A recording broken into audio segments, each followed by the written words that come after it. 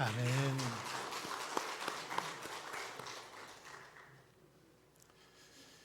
오늘은 맥주 감사주일입니다. 맥주 감사절은 단순히 이 보리를 추수한 것에 대한 감사가 아닙니다. 지난 상반기 동안 하나님께서 우리를 보호해 주시고 인도해 주신 것에 대해서 감사하는 절기가 바로 맥주 감사주일입니다. 우리는 흔히 이 감사하면 어떤 것을 이렇게 많이 받고 또 많이 소유해야 감사할 수 있다라고 그렇게 생각합니다. 하지만 그렇지 않습니다. 감사는 잊지 않고 기억할 때 할 수 있는 게 바로 감사입니다. 그런데도 안타깝게 사람들은 참 잘 잊죠. 잘 잊어버립니다. 그래서 어렸을 적 부모의 큰 사랑과 희생적인 그런 사랑을 받았음에도 불구하고 우리들은 쉽게 부모님의 사랑을 잊어버립니다. 어렸을 때, 어려울 때 도움을 받았던 손길도 좀 살만하면 쉽게 잊어버립니다. 병들었을 때 드렸던 간절한 기도도 건강해지면 잊어버립니다. 사업이 어려울 때는 눈물로 기도하며 하나님을 그렇게 간절히 찾고 의지하지만 좀 형편이 나아지면 좋아지면 금세 또 하나님을 잊어버리고 살아갑니다. 그것이 오늘 우리의 모습이더라는 거죠. 그래서 누군가 이렇게 말했습니다. 사람의 가장 큰 병은 기억의 상실증이 아니라 은혜의 상실증이다. 우리 사람들의 가장 큰 병, 은혜의 상실증이다. 이렇게 말했습니다. 그렇습니다. 사람의 가장 큰 병은 하나님의 은혜를 기억하지 못하고 살아가는 것.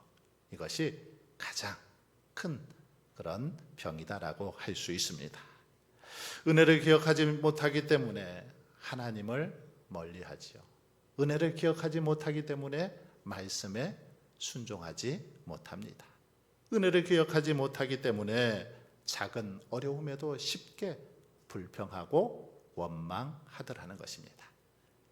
이러한 모습은 이스라엘 백성들도 그랬습니다. 이스라엘 백성들도 우리와 똑같이 이렇게 행동했습니다. 하나님의 은혜를 기억하지 못했기 때문에 그들은 조그만 어려움에도 불평하고 원망했습니다. 원래 그들은 어떤 은혜를 누렸습니까? 광야에서 아주 놀라운 정말 기적 같은 은혜들을 맛보았던 민족이 이스라엘 백성들입니다. 그들은 먹을 것이 없었던 그 광야 한복판에서 하나님께서 매일매일 만나를 먹여주셨습니다. 고기가 먹고 싶다고 할 때 하늘에서 메추라기를 또 보내주셔서 먹게 하셨습니다. 목이 말라 그렇게 호소할 때는 하나님께서 반석에서 물이 나게 하셔서 물을 먹여주셨습니다. 그들의 길을 잃지 않도록 구름 기둥과 불 기둥으로 그들의 걸음을 인도해 주셨습니다. 그런데 가나안에 들어가 풍성한 삶을 살게 되면 이들은 다분히 하나님을 잊을 위험이 있었습니다. 하나님의 은혜를 잊어버릴 위험이 있었습니다. 이렇게 많은 은혜를 체험했지만 가나안 땅에 들어가면 하나님의 은혜들을 잊어버릴 위험이 있었다라는 거죠. 그래서 하나님께서는 신명기를 통해서 가장 많이 이렇게 반복하신 단어가 있습니다. 말씀이 있습니다. 잊지 말고 기억하라 라는 단어입니다. 신명기서를 읽다 보면 하나님의 이 은혜를 잊지 말고 기억할 것을 계속해서 반복해서 강조하고 있습니다. 오늘 본문 11절에도 보면 내 하나님 여호와를 잊어버리지 않도록 삼갈지어다. 하나님을 잊어버리지 않도록 삼갈지어다. 그리고 14절에도 내 마음이 교만하여 내 하나님 여호와를 잊어버릴까 염려하노라. 잊어버릴까 염려하는 그 하나님의 마음이 담겨 있습니다. 18절에도 내 하나님 여호와를 기억하라. 여러분, 왜 이렇게 잊지 말라고 하고 기억하라라고 그렇게 말씀하고 있습니까? 있는 순간 감사도 사라지고, 감사가 사라지면 원망과 불평이 가득하고 결국 우리의 믿음도 약해지기 때문이죠. 잊어버릴 때 감사가 사라지고, 감사가 사라지면 우리의 믿음도 결국 약해지기 때문에 잊지 말라는 것입니다. 그래서 성경에 보면 이 기억하라라는 단어가 여러 곳에서 쓰이고 있는데, 기억하라는 단어가 성경에 총 27번 등장하고 있는 걸 볼 수 있습니다. 그런데 바로 그 중에 10번이 이 신명기서에 나오고 있습니다. 신명기서에 이 기억하라라는 단어가 그만큼 많이 등장하고 있다라는 것입니다. 이 시간은 본문 말씀을 중심으로 잊지 않는 사람이 복됩니다 라는 제목으로 함께 은혜를 나누고자 합니다. 여러분, 그럼 우리 성도들, 우리들은 무엇을 잊지 않아야 할까요? 무엇을 잊지 않아야 이 땅에서 우리가 복된 삶을 살아갈 수 있을까요? 첫 번째로 우리는 배부를 때 하나님을 잊지 말라라고 오늘 본문은 우리에게 가르쳐주고 있습니다. 배부를 때 하나님을 잊지 말아라 라고 그렇게 명하고 있습니다. 신명기는 모세가 죽기 직전에 마지막으로 이스라엘 백성들에게 했던 이 고별 설교입니다. 신명기의 기록 목적은 광야에서 출생하고 자라난 출애굽 2세들이죠. 1세대는 광야에서 다 죽고 말았죠.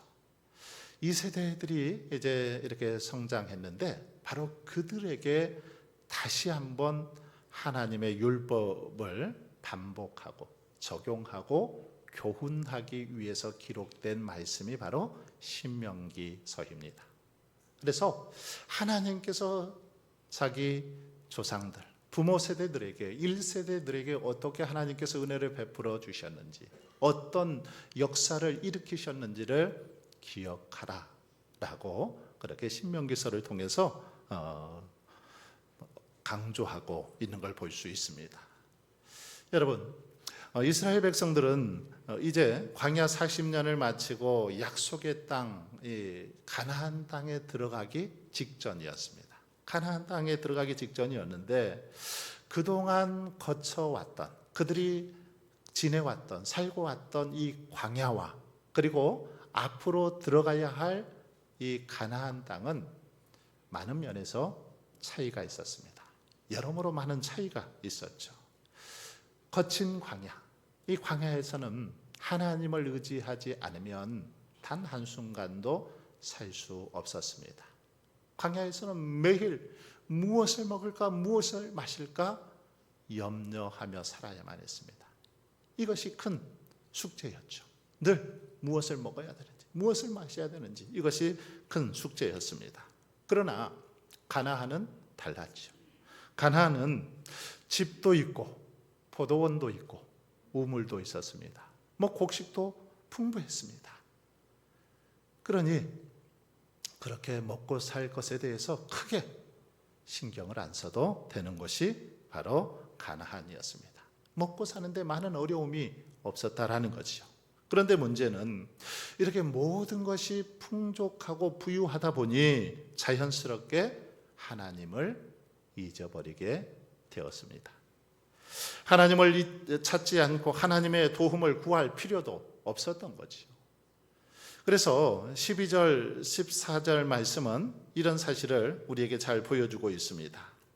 내가 먹어서 배부르고 아름다운 집을 짓고 거주하게 되며 또 내 소와 양이 번성하며 내 은금이 증식되며 내 소유가 다 풍부하게 될 때에 내 마음이 교만하여 내 하나님 여호와를 잊어버릴까 염려하노라. 여러분, 우리 사람들은 이 어려울 때보다 잘 살 때, 먹고 살만할 때 하나님을 더 쉽게 잊어버립니다. 그래서 하나님 오늘 말씀을 통해서 한마디로 이 풍요로움이, 너희들의 부요함이 하나님을 잊어버리지 않도록 조심하라 라고 이 말씀을 통해서 우리에게 경고하고 있습니다. 너희들의 부요함이, 너희들의 그 풍족함이 하나님을 잊어버리지 않도록 조심하라 라고 이 말씀을 통해서 가르쳐 주고 있습니다. 12절에 보면 내가 먹어서 배부르고 라고 했는데, 여기서 이 배부르다라는 말이 무슨 말입니까? 뭐 단순히 식사를 잘했다, 식사를 많이 해서 배가 부르다, 이런 말이 아니죠. 이것은 삶이 안정되고 경제적으로 여유가 생기고 모든 것이 잘 나가는 그런 상태, 이것을 배부른 상태라고 말할 수 있습니다. 즉 뒤에 열거되어 있는 아름다운 집도 짓고 소와 양도 번성하며 은금이 많아지고 내 소유가 풍부하게 될 때, 바로 이때가 부유할 때입니다. 이때 바로 마음이 교만하여 하나님을 잊을 수 있다라고 그렇게 경고하고 있는 것입니다. 배부르게 되면 하나님을 잊을 수 있기 때문에 잊지 않도록 그렇게 경고하는 말씀입니다. 여러분, 그런데 이 말씀은 비단 이스라엘 백성들에게만 주는 말씀이 아닙니다. 오늘 저와 여러분에게도 주시는 동일한 말씀입니다. 우리는 하나님께 많은 재물을 얻기 위해서 기도합니다. 좋은 집에서 부유하고 또 건강하게 오래오래 살기를 원하죠. 그래서 한 통계에 의하면 성도들의 그 기도를 보니까 90% 이상이 무엇인가를 하나님께 요구하는 그런 기도였습니다. 우리가 드리는 기도의 90%가 무언가 하나님 앞에 요구하는 그런 기도였습니다. 그리고 그 중에 80%는 우리 육신의 그 소욕을 위해서 필요한 것들을 구하는 기도더라는 것입니다. 한번 스스로 점검해 보십시오. 여러분은 이런 기도 습관에서 이렇게 벗어나서 있다라고 자신 있게 말할 수 있습니까? 나는 이렇게 기도하지 않는다라고 자신 있게 말할 수 있습니까? 그럴 사람 별로 없습니다. 그리고 이 더 큰 문제는 이렇게 해서 하나님 앞에 기도해서 물질적인 어떤 부요를 얻게 되면, 부요를 얻은 다음에는 그 부요를 주신 하나님을 잊어버리고 단지 삶의 수단에 불과한 재물들, 이것들을 더 의지하며 살아가더라는 거죠. 하나님께서 축복해 주셔서 재물을 주시면, 어떤 은혜를 베풀어 주시면 오히려 그것을 삶의 수단으로 삼고 더 의지하며 살아가더라는 것입니다. 부요해지다 보면 자연스럽게 예배보다 일이 먼저가 됩니다. 헌신하고 봉사하기보다는 자신들의 취미생활이 더 우선시되는 경우들을 볼 수 있습니다. 그러면서 점점 더 하나님과 멀어지게 되죠. 그러다 보면 자연스럽게 마음속에 교만이 쌓이게 됩니다. 교만이 자리 잡게 되죠. 하나님의 사랑과 은혜를 잊어버립니다. 오늘 본문에서 모세가 이스라엘 백성들에게 경계하는 것이 바로 이러한 점입니다. 이러한 점에 대해서 지금 모세는 경고하고 있는 것입니다. 이렇게 물질적 부요를 주신 하나님을 잊고 물질만을 의지하는 자는 삶이 결국은 나태하고 방종하게 되고 물질 만능주의에 사로잡혀서 결국은 그 영혼이 피폐해질 수밖에 없기 때문이죠. 그래서 하나님은 14절에서 내 마음이 교만하여 내 하나님 여호와를 잊어버릴까 염려하노라, 이렇게 지금 말씀하신 것입니다. 우리의 마음이 교만해져서 하나님을 잊어버릴까 염려하시는 그 마음, 하나님의 마음을 여기서 볼 수 있습니다. 아프리카를 선교하던 한 선교사님은 이런 이야기를 했습니다. 가난한 마을에서는 교회가 늘 가득 찬다.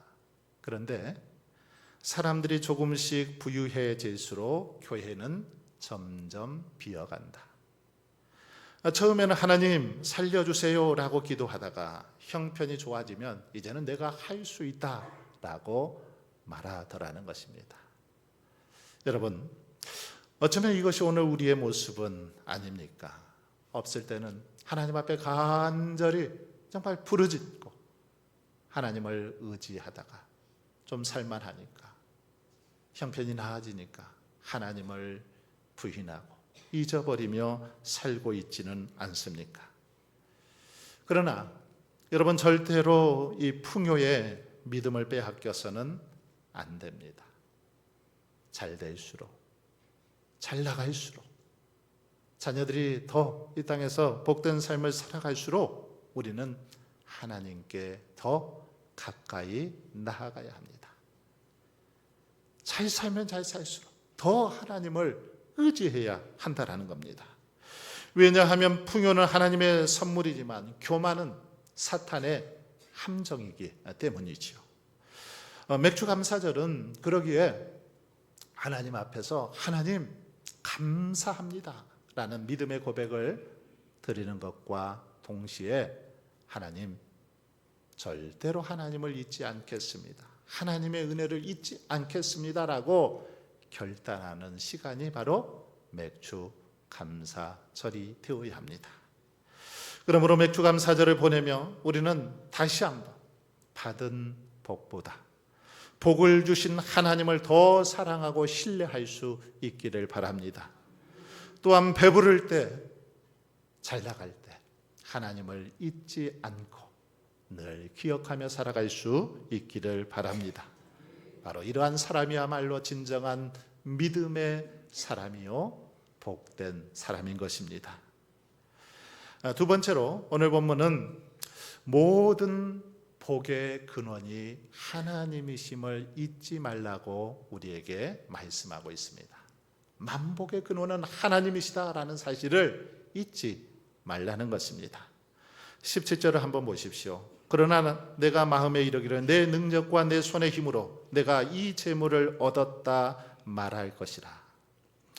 이스라엘 백성들이 이 가나안 땅에 들어가서 풍족한 삶을 살게 되면 가장 먼저 빠질 수 있는 유혹 무엇이었을까요? 그들이 풍족한 삶을 살게 되면 가장 먼저 빠질 수 있는 유혹, 그것은 내가 했다라는 착각입니다. 풍족하게 되면 내가 했다, 내가 능력이 있어서, 내가 지혜로워서, 내가 열심히 해서 나 때문이다 라고 그렇게 말하더라는 것입니다. 내 경험과 능력이 있어서 이만큼 이루었다라고 착각하더라는 거죠. 그런데 하나님은 바로 이러한 마음을 경계하라고 말씀하고 있습니다. 이러한 마음을 경계해야 된다라는 것입니다. 그래서 18절에서 이렇게 말씀하십니다. 내 하나님 여호와를 기억하라. 그가 내게 재물 얻을 능력을 주셨습니다. 그가 내게 재물 얻을 능력을 주셨습니다. 무슨 말입니까?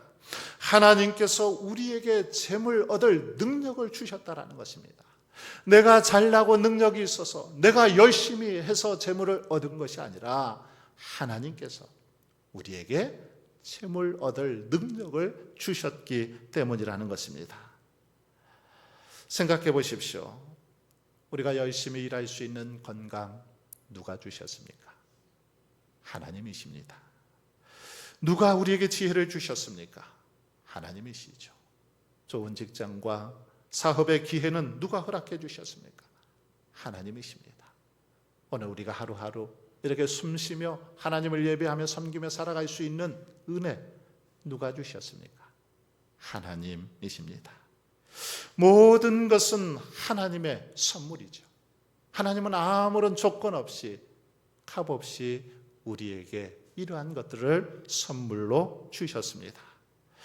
다시 말해서 우리가 가지고 있는 모든 것 하나님께서 주신 것이요, 하나님께서 주지 않으시면 우리는 아무것도 얻을 수 없다는 겁니다. 아무것도 할 수 없다는 거지요. 그렇습니다. 하나님께서 주지 않으시면 우리가 얻을 수 있는 것 아무것도 없습니다. 우리가 아무리 수고하여 애쓰고 농사해도 어쩌면 마늘 한 뿌리, 깻잎 한 장도 우리의 힘과 능력으로는 얻을 수 없습니다. 하나님께서 주셔야만 가능하다라는 거지. 사도 바울의 고백처럼 모든 것은 하나님의 은혜로 되어진 것입니다. 그런데도 많은 사람들은 마치 자기 스스로 무엇인가를 얻을 수 있는 것처럼 착각하면서 살아가는 자들이 많이 있습니다.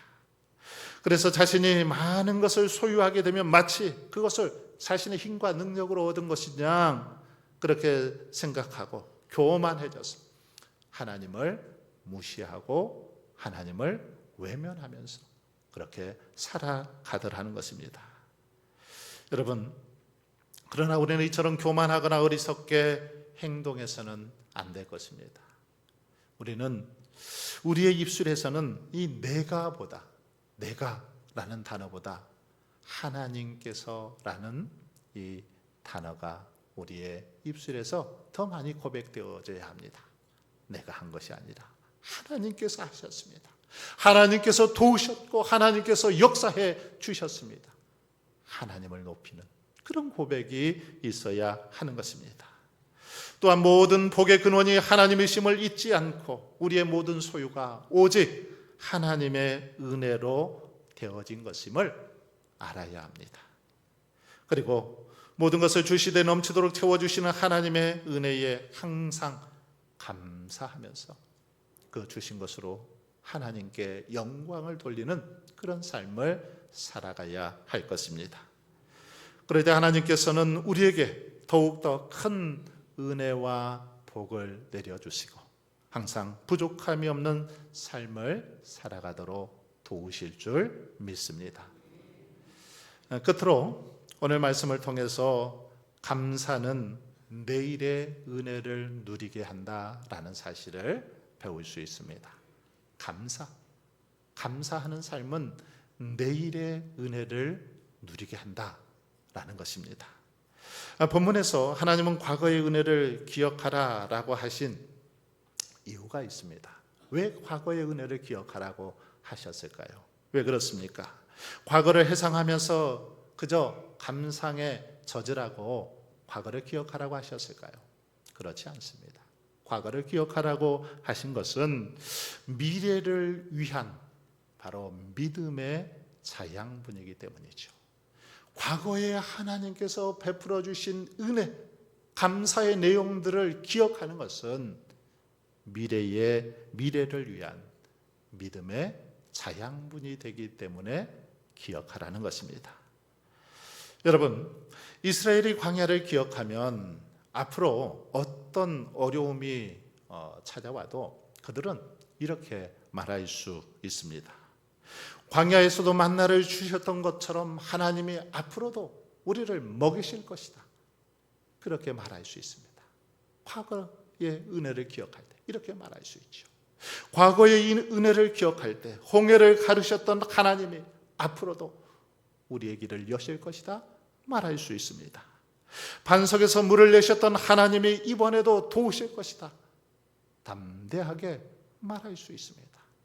과거의 은혜를 기억하는 사람에게는 이런 믿음이 있다라는 것입니다. 그렇습니다. 과거의 감사에 대한 기억은 내일의 은혜를 누리게 합니다. 우리도 마찬가지입니다. 한번 지난 6개월을 돌아보십시오. 어려움도 있었지만 여기까지 인도하신 분은 하나님이셨습니다. 병상에서 회복하게 하셨고 우리의 가정을 지켜주셨고 또 사업과 직장, 일터를 붙들어 주셨습니다. 눈물 가운데서도 이렇게 하나님을 예배하며 섬기도록 해주셨습니다. 모든 것이 하나님의 은혜이죠. 우리 교회 지난 70년을 한번 생각해 보십시오.